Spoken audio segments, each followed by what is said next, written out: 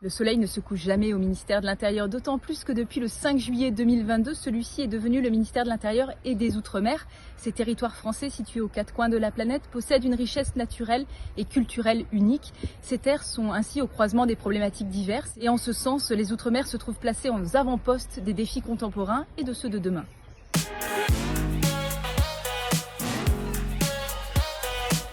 Au cœur de l'océan Indien, de l'Atlantique et du Pacifique, les Outre-mer français sont des joyaux dotés d'une richesse exceptionnelle. Ces plages paradisiaques de la Guadeloupe aux eaux cristallines de la Polynésie française, en passant par les montagnes verdoyantes de la Réunion, chaque territoire possède une nature remarquable.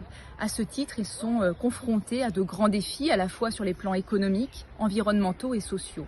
Par la biodiversité, les insularités ainsi que leur faune et leur flore, les Outre-mer sont finalement en première ligne face au réchauffement climatique. Avec les Outre-mer, la France possède le deuxième domaine maritime mondial.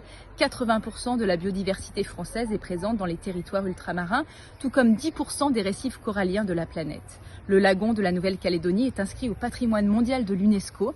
La Guyane, quant à elle, abrite plus de 7 millions d'hectares de forêt tropicale. Mayotte possède un parc naturel marin avec plus de 760 espèces et les terres australes et antarctiques sont le refuge d'oiseaux extrêmement diversifiés. Les exemples sont ainsi multiples. Or, malheureusement, cette richesse est aujourd'hui menacée. Par exemple, la Réunion est confrontée à un grave problème d'érosion côtière. Concrètement, l'océan gagne en moyenne 1 mètre sur le littoral chaque année et on constate également une érosion des sols marins qui fragilise les récifs coralliens. Les territoires ultramarins doivent ainsi affronter des événements naturels de plus en plus puissants comme des tempêtes, des cyclones. La protection de la nature nous oblige donc également à envisager de nouvelles formes de production d'énergie. En effet, les Outre-mer disposent d'avantages notables sur le volet des énergies renouvelables. Si les territoires ultramarins importent aujourd'hui près de 90% de leurs ressources énergétiques, ils ont déjà développé de nouvelles sources d'énergie qui ne demandent d'ailleurs qu'à être généralisées comme l'hydroélectricité en Guyane ou la biomasse en Guadeloupe.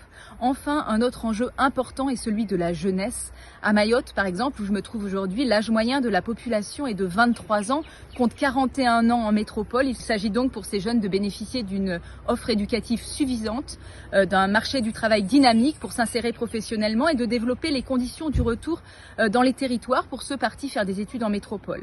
Ainsi, les défis des Outre-mer sont larges, variés, mais ils font aussi de l'Outre-mer un territoire d'exception, une terre de défis, une terre d'opportunités, une terre finalement à l'avant-garde de nos défis contemporains.